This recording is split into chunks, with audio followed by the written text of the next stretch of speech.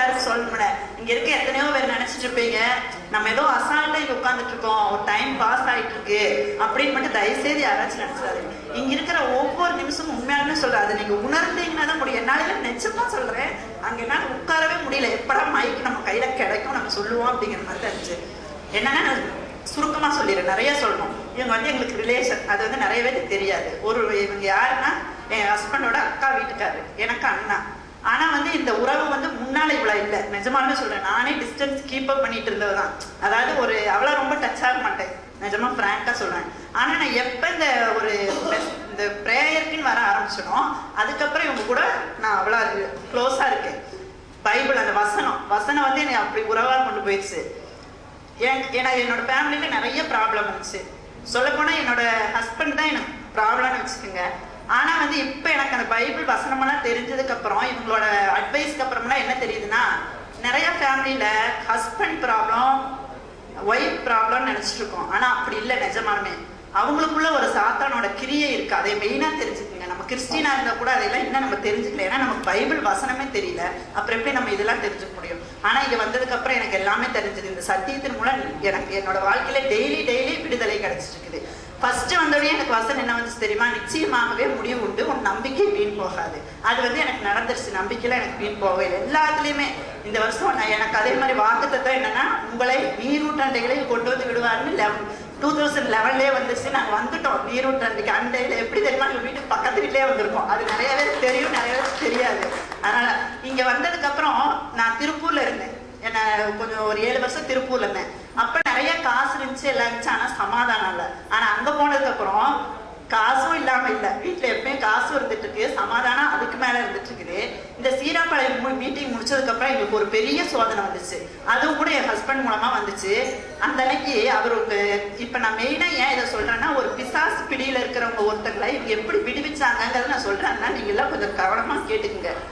கொஞ்ச நாள் கஷ்டம் இல்லை, 38 வருஷம் பிசாசு பிடியில இருந்த ஒருத்தங்களை இவங்க பிரேயர் பண்ணி எத்தனை மணி நேரத்துல? 3 மணி நேரத்துல விடுதலை கொடுத்தாங்க.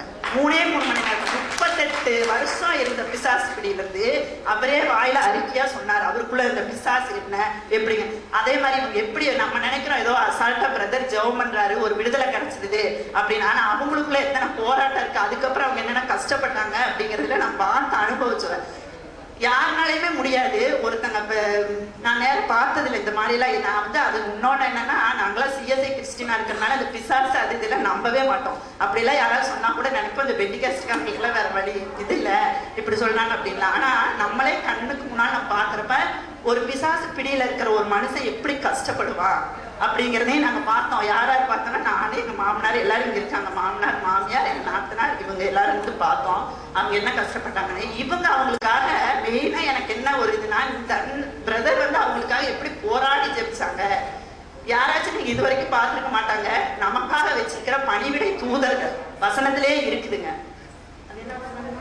எபிரேயர் 1:11 இருக்கு. யாரு வேணாலும் எடுத்து பாருங்க. 1:11 இருக்குது. நம்ம 14 நமக்காக பணிவிடை தூதர்கள் இருக்காங்க. அந்த தூதர்கள் உண்மை இறங்கி வர்றது நாங்க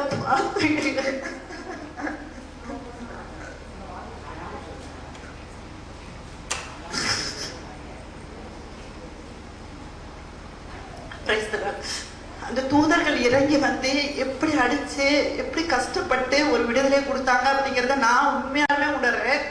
அப்புறம் இன்னும் அதுல இருந்து எங்களுக்கு அந்த ப்ராப்ளம் இல்லை. அதே மாதிரி நான் சீராப்பாளையம் மீட்டிங் முடிச்சு வந்ததுன்னா என்னோட ஜாபுக்காக வேண்டிட்டு இருந்தேன். அந்த ஜாபும் அதே மாதிரி தாங்க. நீங்க நம்பவே மாட்டீங்க. இந்த வாரம் ஃப்ரைடே மீட்டிங் நடந்துட்டு இருக்கிறப்ப அந்த சிஸ்டர் சொல்றாங்க, நெக்ஸ்ட் வீக் உனக்கு எப்படியாச்சும் ஜாப் கிடைச்சு நீ கண்டிப்பா போயிடுவேன். நாங்க எங்க வீட்டுல லஞ்ச் எல்லாம் கொடுப்போம் பிரேயர்காரங்களுக்கு. அப்ப சிஸ்டர் சொல்றாங்க, நெக்ஸ்ட் வீக் நீ கண்டிப்பா வேலைக்கு போயிடுவேன் அப்படின்னு. அதே மாதிரி நெக்ஸ்ட் வீக் எனக்கு எதிர்பார்க்காம ஒரு சண்டே நாங்க எக்ஸிபிஷன் போயிருந்தோங்க. அங்க ஒருத்தங்களை பார்த்து அவங்க மூலியமா எனக்கு ஒரு ஜாப் கிடைச்சது. இங்க 2000 சேலரி வாங்கினாங்க. எனக்கு 4.5 சேலரியில எனக்கு வேலை.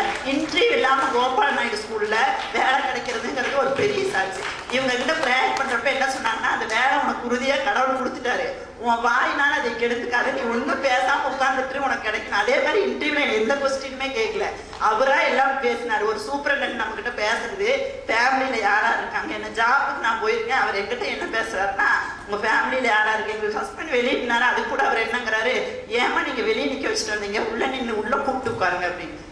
இதை பத்தி ஸ்டடீஸை பத்தி எதுவுமே கேட்காம எனக்கு வேலை கொடுத்தாங்க. இப்பயும் எனக்கு என்னன்னா, எங்க வீட்டுக்காரர் ஊழியரா தான் இருப்பாரு அப்படின்னு அண்ணா வந்து தரிசனம் கொடுத்துருக்காங்க. இந்த தரிசனம்லாம் ஒருபோதும் பொய்யா போவே போகாது. கண்டிப்பா இந்த ஊழியத்துல அடுத்த தடவை அவரு மெசேஜ் கொடுப்பாரு. இன்னும் நிறைய சொல்லலாம், டைம்ல நான் சொல்லியிருக்கிறத சீக்கிரமா முடிச்சுக்கிறேன், அதனால முடிச்சுக்கிறேன். Thank you. God bless you. கர்த்தருக்குள்ள சாட்சி. எத்தனை பேர் தேவ தூதர்களை பார்த்துருக்கீங்க? தேவ தூதர்களை பார்த்து அவங்க கை தூக்கணும் பார்க்கலாம். இவங்க தான் பார்த்துருக்குறாங்க, ஏன்னா அவங்க தான் பக்கத்தில் இருந்தாங்க. அவர் சொன்ன மாதிரி அதாவது இவங்க பிரேயர் பண்ணி சொன்னாங்க. அப்பெல்லாம் நேரம் இந்த போராட்டத்துல முடியவே இல்லைங்க. அப்ப வந்து இந்த அண்ணன் இப்படி கையை வச்சு, நிஜமாலுமே இப்படி கையை வச்சு ஜெபிச்சாங்க. பணிவிடை ஆவிகள் இந்த ரத்தத்தை இப்படி ஊத்தி இந்த மகன் மேல பூசுறேன் அப்படின்னு சொல்றப்ப நான் அதை உணர்ந்தேன். அப்ப அடிக்கிறாங்கன்னு சொல்றப்ப உண்மையாலுமே நான் பாக்குறேன், அப்படியே வரி வரியா முதுகுல எல்லாம் தெரிஞ்சுது அந்த வார்ல அடிக்கிறது. அதனால உண்மையை யாராச்சும் ஃபேமிலியில எல்லாம் ப்ராப்ளம் இருந்துச்சுன்னா அந்த குறிப்பிட்ட மனுஷங்களை வந்து நீங்க சங்கடப்படாதீங்க. அவங்களாலதான் இது நடக்குது அப்படின்னு முடிவு பண்ணிடாதீங்க. அவங்களுக்குள்ள இருக்கிற ஒரு கிரியை, அதுக்கு நம்ம ரிலீஃபுக்குன்னா என்னன்னா, நீங்க ப்ரேயருக்கு வாங்க. உங்களுக்கு என்ன அட்வைஸ் கொடுக்குறாங்களோ அதை மட்டும் நீங்க ஃபாலோ பண்ணாம, இதே திருப்பூர்ல இருந்து நான் கோயம்புத்தூர் 9 வீக்ஸ் போயிட்டு இருக்காங்க. இப்பதான் ஆண்டவர் எங்களுக்கு கொண்டு போய் கிருபையா சேர்த்திட்டாரு.